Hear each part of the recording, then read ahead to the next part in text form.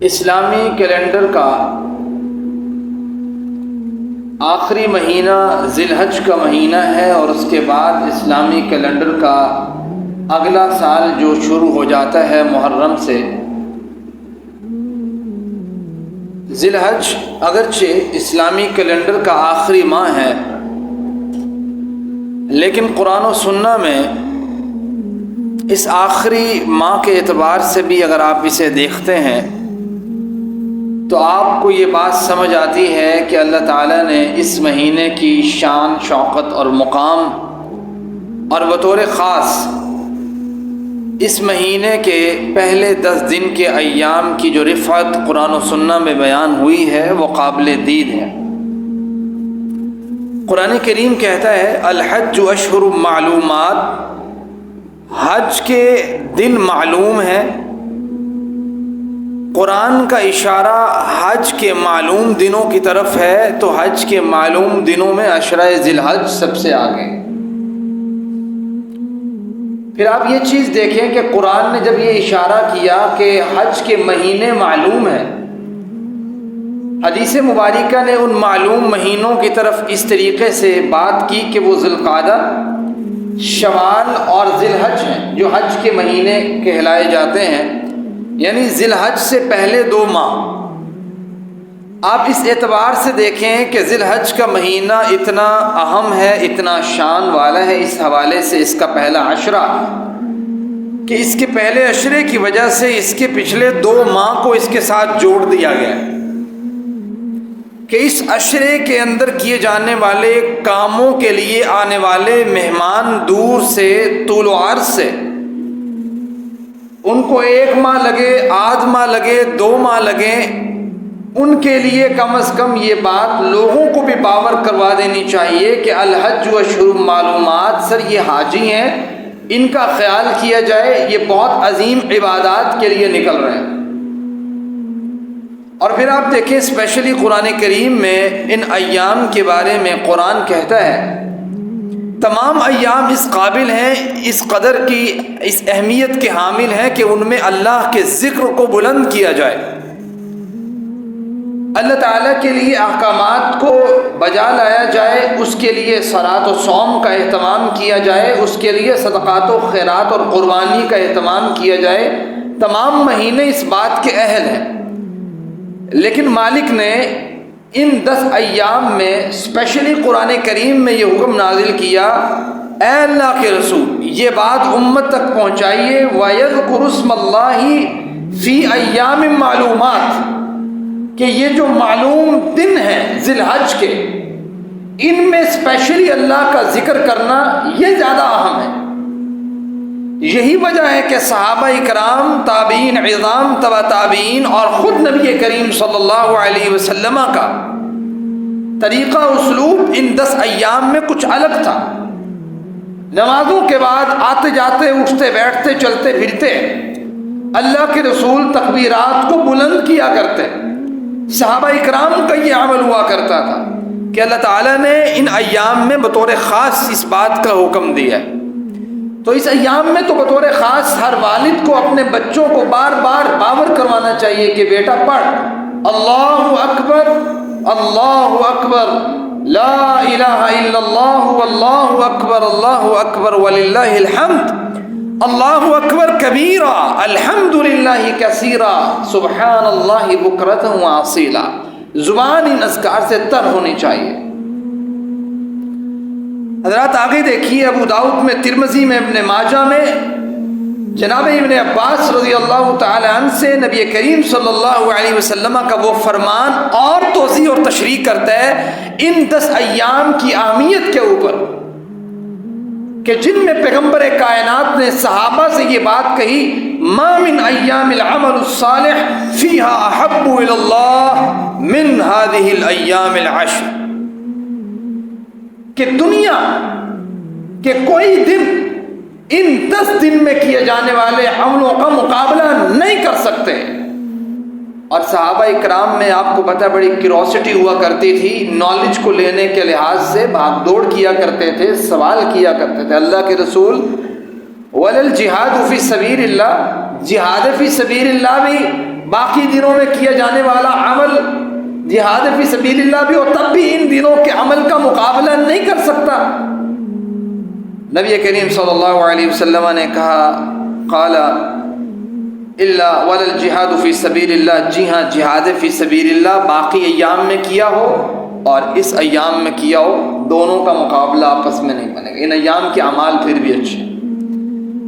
الا رجل خرج بنفسه وماله فلم يرجع من ذلك بشيء، ہاں اگر کوئی شخص اپنے مال اپنے نفس سمیت جہاد کے لیے گیا، مال بھی قربان جان بھی قربان، پلٹ کے واپس نہ آیا، غازی نہ بنا، یہ شخص کا عمل یقیناً اس قابل ہے جس کو دیکھا جا سکتا ہے اس کے مقابلے میں جو یہ عمل کر رہا ہے ذی الحج میں۔ اس لیے ائمہ دین اہل علم اس بات پہ آپس میں بحث مباحثہ بات چیت، بحث مباحثہ سے ہرگز مراد کو یہ نہ لے کہ کوئی لڑائی جھگڑا، یعنی آپس میں بات چیت دلائل و براہین کے ذریعے یہ واضح کرنے کی کوشش کرتے رہے کہ ایک شخص اگر رمضان المبارک کے مہینے میں عمل کرتا ہے اور دوسرا شخص جو ہے اس کے مد مقابل ذی الحج کے مہینے میں عمل کرتا ہے، کس کا عمل بہتر ہے؟ اس حدیث کو سامنے رکھ کے ائمہ نے یہ بات کہی، ذی الحج کا مہینہ ایسا ہے کہ جس میں عمل زیادہ بہتر ہے۔ تو حافظ ابن حجر رحمہ اللہ اس حدیث پہ کمنٹ کرتے ہیں اور کہتے ہیں کہ دیکھو اللہ تعالیٰ نے ان 10 ایام کی اس لیے بھی فوقیت رکھی ہے کہ ان میں جو بیسک تمام امور ہیں عبادات کے وہ سب کلیکٹیولی آ جاتے ہیں، اکٹھے ہو کے آ جاتے ہیں۔ بے شک وہ نفلی یا فرضی ایک الگ بات ہے، لیکن سب چیزیں اکٹھی ضرور ہو جاتی ہیں ان 10 ایام میں۔ آپ دیکھیں اسلام کے 5 پلرز، پانچوں اس میں موجود ہیں۔ کلمہ توحید وہ تو ہے، آپ کو تکبیرات بلند کرنے کا اس لیے تو کہا گیا، اور دوسرے نمبر پہ آپ یہ چیز دیکھیں کہ اس میں نماز تو ہے، باقی دنوں میں بھی ہے، اس میں زکوٰۃ کا پہلو صدقے کے طور پہ لیا جائے تو قربانی کی ایک کیفیت کا نام نفس کو لیا جا سکتا ہے کہ آپ وہ بھی قربان کر رہے ہیں، اور کوئی زکوٰۃ دینا چاہے دے سکتا ہے، بھائی کسی نے اگر زکوٰۃ نہیں دی۔ اور اسی طریقے سے آپ آگے بڑھیں تو آپ یہ دیکھیں کہ اس کے اندر روزے کا پہلو، یوم عرفہ کا روزہ، اور اس کے اندر آخری جو 5واں پلر ہے حج، جو کسی اور ایام میں نہیں کیا جا سکتا، ان ایام میں ہوتا ہے۔ تو گویا سارے امور عبادات کے اکٹھے ہو کے ان 10 ایام میں آ جاتے ہیں، اس لیے بھی اس کی فوقیت زیادہ ہے۔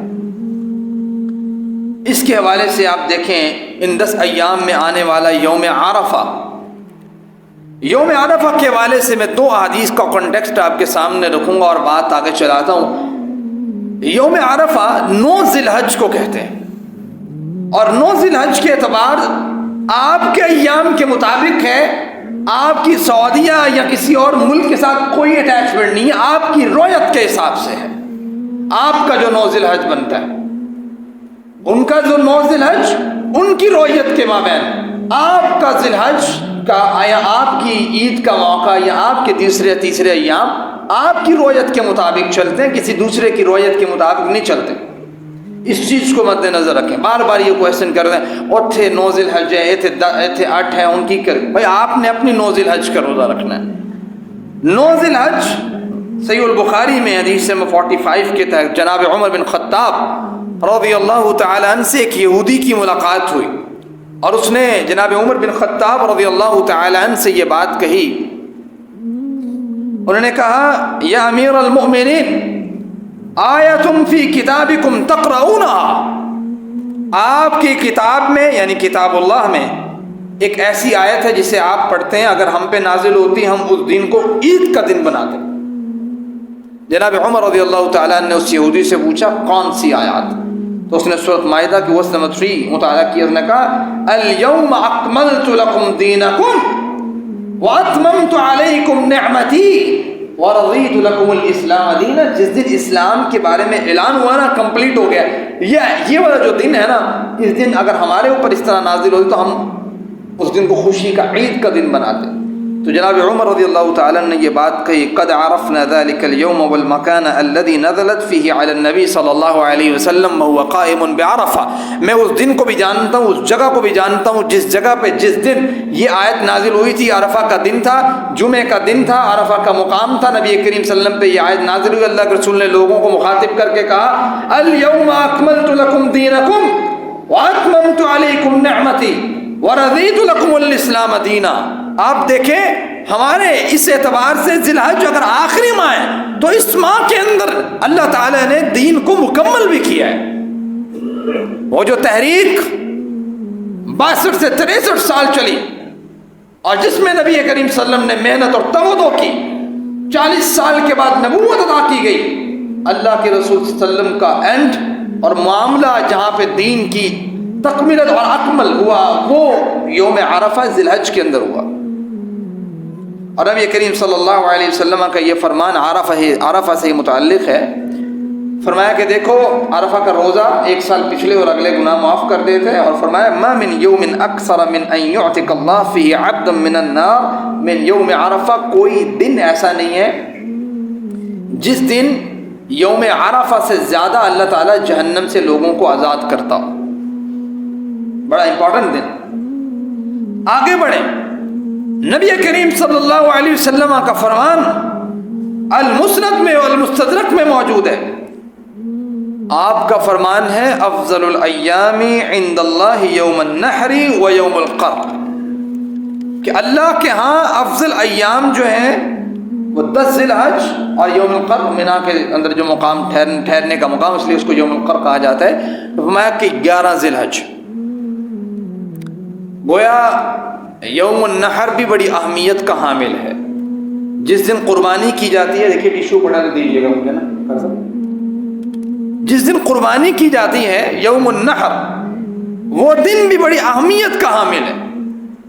قربانی کوئی آج کی بات نہیں ہے اور کوئی اس امت پہ صرف فرض نہیں کیا گیا، بلکہ لکل امت جعلنا منسکا، اللہ تعالی نے جتنی امتیں گزری ہیں سب پہ قربانی فرض کی ہے، ہر ایک نے کی ہے۔ جتنے بھی آسمانی ریویلڈ نالج کے جتنے بھی ذخائر، جتنے بھی مذاہب، اللہ تعالیٰ نے قربانی فرض کی ہے۔ دیکھیں قربانی صرف ایک چیز کا نام نہیں ہے۔ قربانی آپ کو پتہ ہے کہ جناب ابراہیم علیہ السلام کی سنت بھی ہے، اور انہوں نے اس قربانی سے پہلے، جس طرح قرآن کریم نے کہا قد کانت لکم اسوۃ حسنۃ فی ابراہیم، تمہارے لیے ابراہیم علیہ السلام کا اسوہ نمونہ ہے، ماڈل ہے۔ آپ اس بات کو نوٹ کریں کہ قربانی صرف یہی قربانی نہیں ہے کہ انسان کسی بکرے چھترے کو لے اور اس کو اللہ کی راہ میں قربانی کر دے، یہ تو جناب ابراہیم علیہ السلام کی بات ہے، اینڈ میں یہ کام ہوا ہے۔ اس سے پہلے جناب ابراہیم علیہ السلام کو 15-20 چیزوں کی قربانیاں دے چکے تھے۔ میں اشارتاً آپ کے سامنے رکھنا چاہتا ہوں تاکہ آپ کو بتاؤ کہ آپ کون سی قربانی دیتے ہیں اور ہمیں کون سی قربانی دینی چاہیے۔ جناب ابراہیم علیہ السلام کا سب سے پہلے آپ قربانی کا سفر دیکھیں۔ باپ کو چھوڑا، آپ کو پتہ ہے کہ پہلی قربانی باپ کو چھوڑا۔ باپ کو چھوڑنا کوئی آسان کام نہیں ہے، والد کو چھوڑنا آسان کام نہیں ہے۔ اپنے اوپر جس سے انسان پروٹیکشن فیل کرتے ہیں، اس پروٹیکشن کو چھوڑنا کوئی آسان کام نہیں ہے۔ جناب ابراہیم نے دیکھا کہ میرا باپ میرے رب کے معاملے میں رکاوٹ ہے، انہوں نے اس کو قربان کیا۔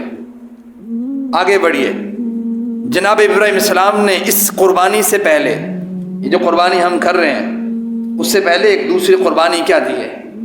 ابراہیم علیہ السلام نے اپنے گھر کو چھوڑا، اور وہ لوگ جانتے ہیں جو گھروں کو چھوڑ کے یہاں بیٹھے ہیں، گھروں سے نکل کے آئے، کہیں دوسری جگہ ہجرت کی، اور وہ لوگ بھی جانتے ہیں جنہوں نے اپنے گھروں کی خود چنائی کی، اینٹوں کو لگایا، ایک ایک چیز کو پرچیز کیا کہ گھر بنانا کتنا مشکل کام ہے، گھر کی قربانی دینا کوئی آسان کام نہیں ہے۔ ابراہیم علیہ السلام نے اللہ کے مقابلے میں جب دیکھا کہ یہاں میرا رب کے ساتھ کوئی تعلق قائم نہیں ہو سکتا جب تک میں اس گھر کو چھوڑ نہ جاؤں. اور میری جان کا بھی اس معاملے میں خدشہ ہے نا کہ والد کی جانب سے یہ بات کہہ دی گئی تھی کہ تم باز آ جا نہیں تو خیر نہیں ہے.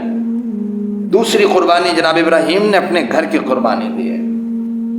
اور سر اس بڑی قربانی سے پہلے تیسری قربانی ابراہیم علیہ السلام نے بزنس کی قربانی دی ہے. ابا جان کا دادا جان کا بنایا ہوا بزنس ہاتھ میں لگ جائے تو منہ میں سونے کا چمچ ہوا کرتا ہے اور وہی چلتا ہے.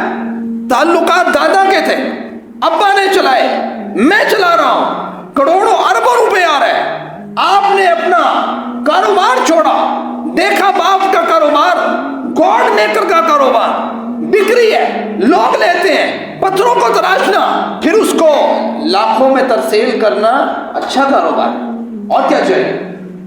ابراہیم علیہ السلام نے ایسے کاروبار کو ٹھوکر لگائی ہے جس کاروبار سے رب کے ساتھ تعلق ربط انسان کا ٹوٹتا ہو. آپ نے کب کیا؟ سوچے میں نے کب کیا؟ ہم نے کبھی ایسے کاروبار کو ٹھوکر لگائی ہے اس کاروبار کی قربانی دی ہے جس کے ساتھ ہمارا اپنے رب سے تعلق جو ہے وہ ٹوٹتا ہو. یہ قربانی سے پہلے ابراہیم علیہ السلام کی یہ قربانی ہے. آگے بڑھیے, چوتھی بڑی قربانی ابراہیم علیہ السلام کی مال و دولت, عہدے اور مقام کی قربانی. آپ سوچیں وزارت مذہبی امور مل سکتی تھی نہیں مل سکتی تھی؟ گاڈ میکر ہے اور قریب ہے, حاکم وقت کا قربت رکھتا ہے, اس کو کہتا کہ بھائی میرا بیٹا ہے, اس کو رکھیں ذرا اپنے ساتھ. عہدہ مل سکتا تھا, چیزیں مینج ہو سکتی تھی, کمپرومائز کیا جا سکتا تھا, اپنے طور پہ ہماری ٹرمز میں حکمتوں سے کام لیا جا سکتا تھا.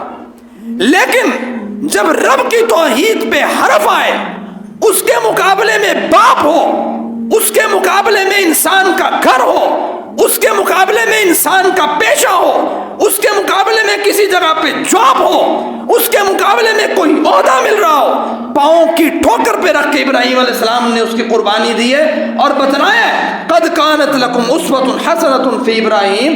اللہ نے ایسے نہیں کہا اس بڑی قربانی سے پہلے یہ قربانیاں کون دے گا.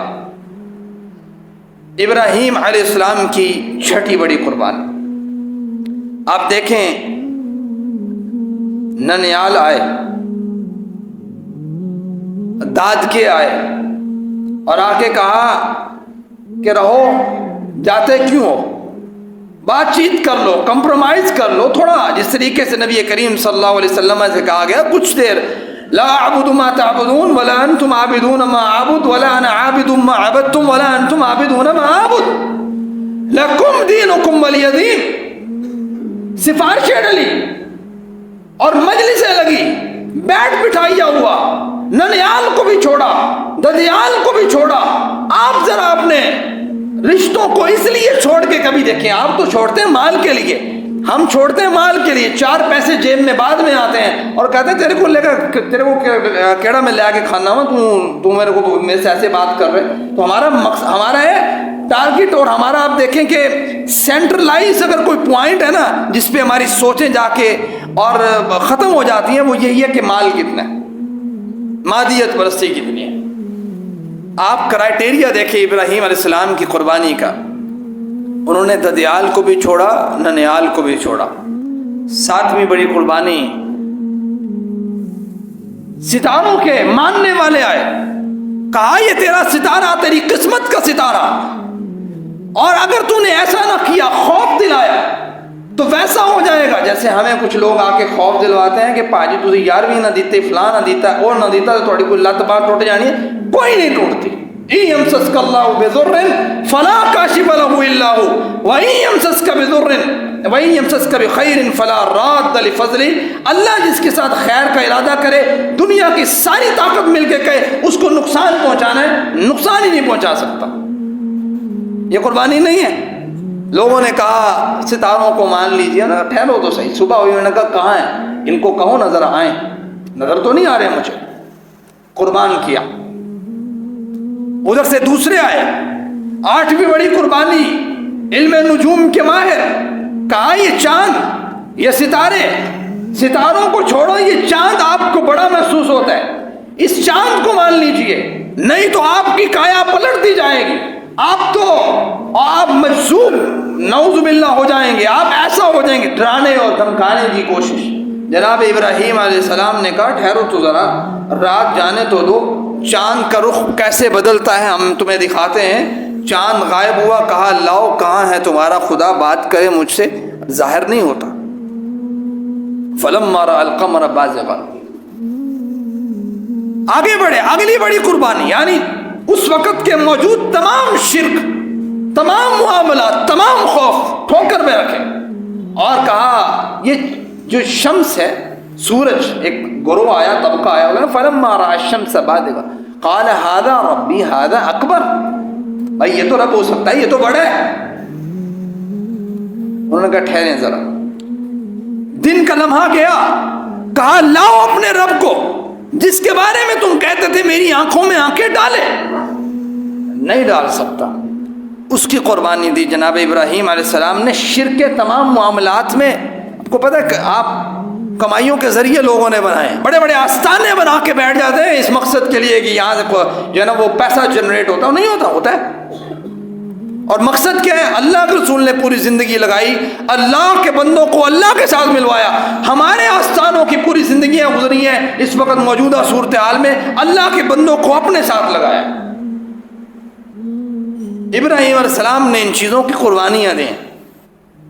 آگے بڑھیے، جناب ابراہیم علیہ السلام نے بزرگوں کی قربانیاں دی۔ اب آپ کہو گے بزرگوں کی قربانیاں کیسے دی ہیں؟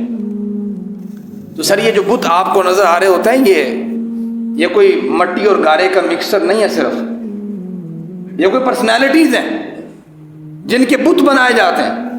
آج بھی بڑے بڑے میوزیمز کے اندر بڑے بڑے جو حاکم گزرے ہیں ان کے بت بنا کے رکھے ہوئے ہیں۔ سر یہ بت جو ہیں یہ بزرگ ہیں ان کے۔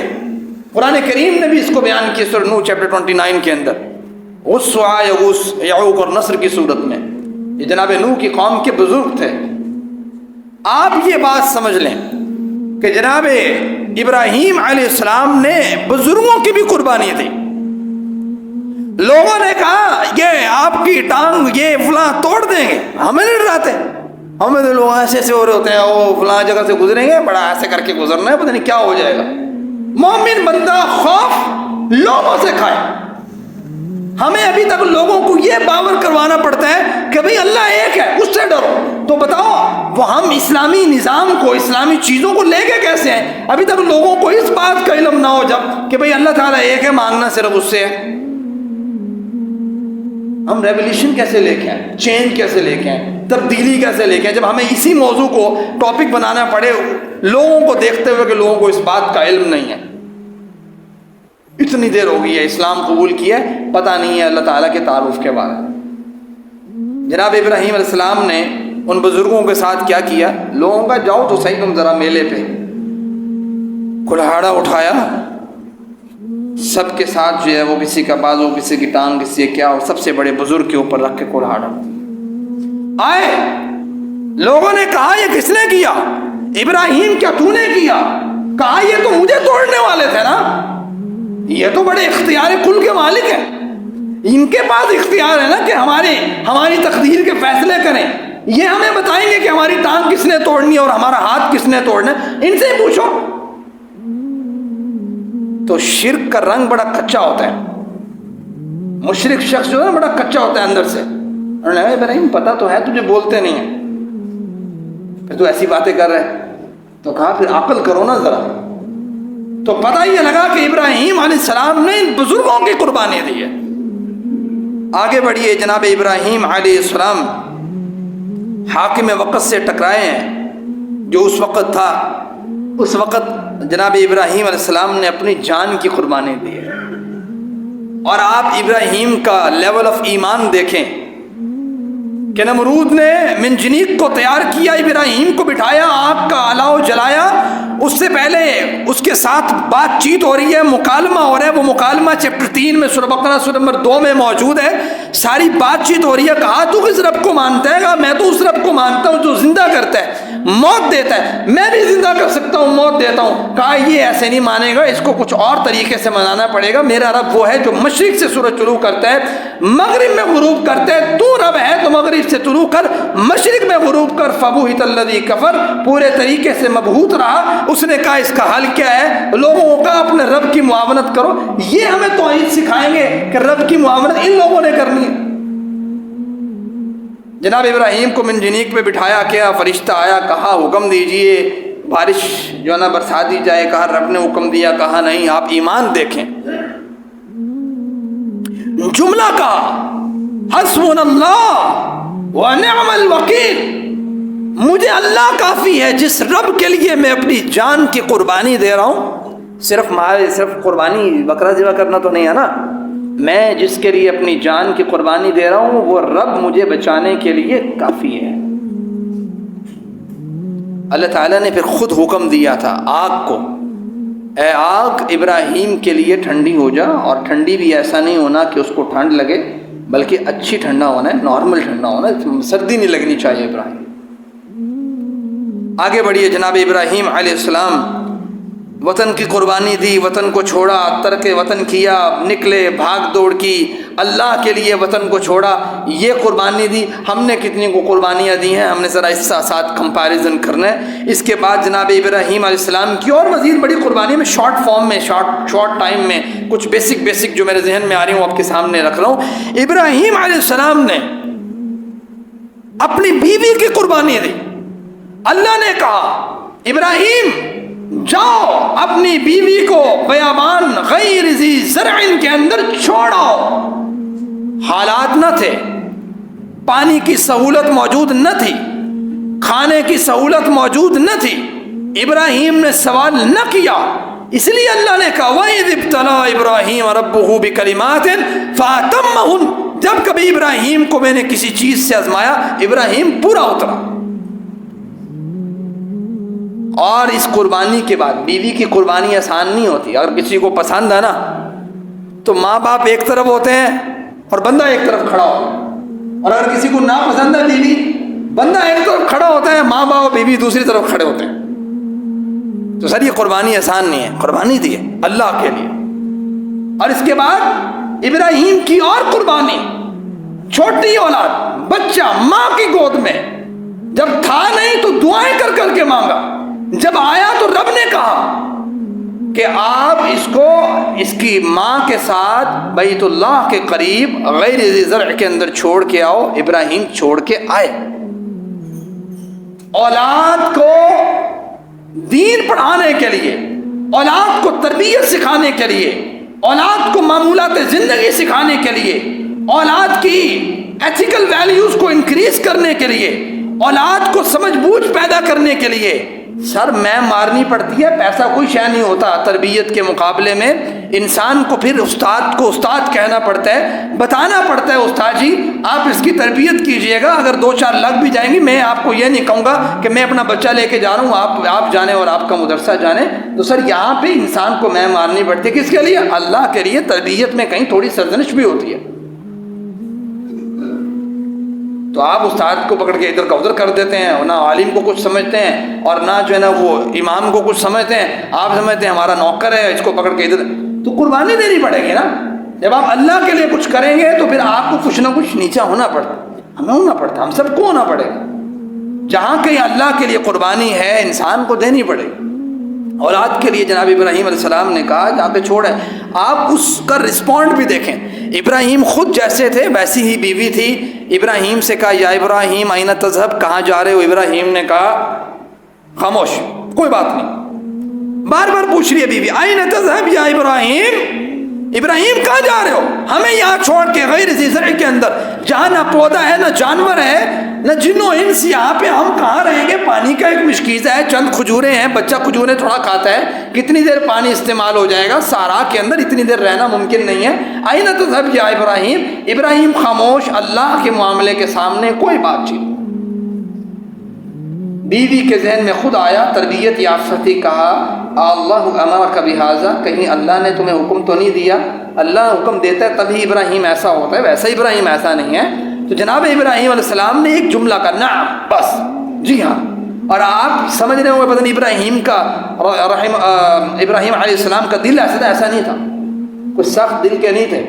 ان کی سخت دلی کا آپ اگر سوچ رہے ہیں تو آپ ان کی نرم دلی کا اندازہ ان باتوں سے لگا سکتے ہیں جو ایک چٹان کے پیچھے جا کے انہوں نے ہاتھ اٹھائے تھے اپنے رب کے سامنے اور کہا تھا رب انہن اضللن کثیرا من الناس فمن تبعنی فانہ منی ومن عصانی فانک غفور رحیم. ربنا انی اسکنت من ذریتی، اللہ اگر میں اپنے بچوں کو اس جگہ پہ چھوڑ کے جا رہا ہوں غیر ذی زر کے اندر، تو میری اللہ کوشش یہ ہے، میری چاہت یہ ہے ربنا لیقیموا الصلاۃ، اللہ تیری نماز قائم کریں. فاجعل افئدۃ من الناس،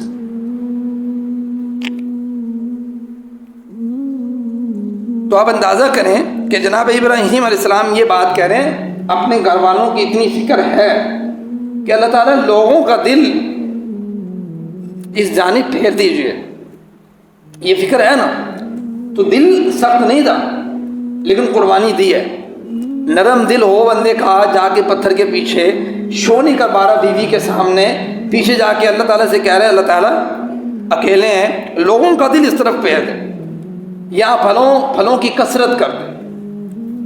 تو اللہ تعالیٰ نے جناب ابراہیم علیہ السلام کی اگر اس قربانی کا ذکر کیا ہے تو اس قربانی کے پیچھے اتنی بڑی پوری داستان کھڑی ہے کہ ابراہیم علیہ السلام نے ان تمام قربانیوں کو دیا اور پھر اس قربانی کی باری آئی جس قربانی کو آج ہم کر رہے ہیں. وقال انی ذاہب الی ربی سیہدین ربی ہب لی من الصالحین فبشرناہ بغلام حلیم فلما بلغ معه السعی قال یا بنی انی ارا فی المنام انی اذبحک فانظر ماذا تری. بیٹے سے کہا جب چلنے کے قابل ہوا، بھاگ دوڑ کے قابل ہوا، باپ کو ایک تھوڑا سا سہارا ملتا ہے کہ میرا بچہ، چلو اب مجھے اٹھ کے باہر بار بار جا کے سامان لے کے نہیں آنا پڑتا، بچے کو کہتا ہوں جا پتر ہے لے کے آ، کتنا سہارا مل جاتا ہے والد کو. تو اس عمر پہ پہنچے، بھاگ دوڑ کی عمر آئی تو اللہ نے کہا ذبح کرو. اب جب ان تمام قربانیوں کے بعد ذبح کرنے کے لیے ابراہیم آئے تو اللہ نے کہا ابراہیم قد صدقت الرؤیا، اللہ نے جو تمہیں آزمانا تھا آزما لیا ہے، اب تم ایسے کرو اس قربانی کو رہنے دو، تم میری طرف سے بھیجے ہوئے تحفے کی قربانی کرو. یہ تحفہ میں تمہیں مینڈے کی صورت میں دیتا ہوں، اس کو قربان کرو، رہتی دنیا تک اس سنت کو میں زندہ رکھوں گا. بات بتانے کی یہ ہے اس قربانی کے پیچھے پوری قربانیاں ہیں جن قربانیوں کو ہم بھول چکے ہیں. وہ تمام قربانیاں ہمیں درکار ہیں، جب تک ہم ان تمام قربانیوں کو مد نظر نہیں رکھتے. صرف قربانیاں حلال رزق کمانا یہ بھی تو قربانی ہے آپ کی نا. آپ حرام رزق کے 85 بکرے کر لیں یہاں پہ، آپ کو کیا ملنا ہے؟ لن ینال اللہ لحومها ولا دماؤها. آپ لوگوں کو دھوکہ دے کے پیسے کما کے بعد میں، آپ رشوتیں لے کے پیسے کما کے بعد میں قربانیاں کریں، حج پہ جا کے واپس آئیں اور آپ کے اعمال میرے صاف ہو گئے ہونے، کھ نہیں ہونا. لن ینال اللہ لحومها ولا دماؤها ولکن ینالہ التقوی منکم. مالک سے دعا یہ اللہ تعالی ہمیں ان تمام قربانیوں کے ساتھ ساتھ، اللہ تعالیٰ اس قربانی کے ساتھ ان تمام قربانیوں کو کرنے کی توفیق عطا فرمائے. وما علینا الا البلاغ.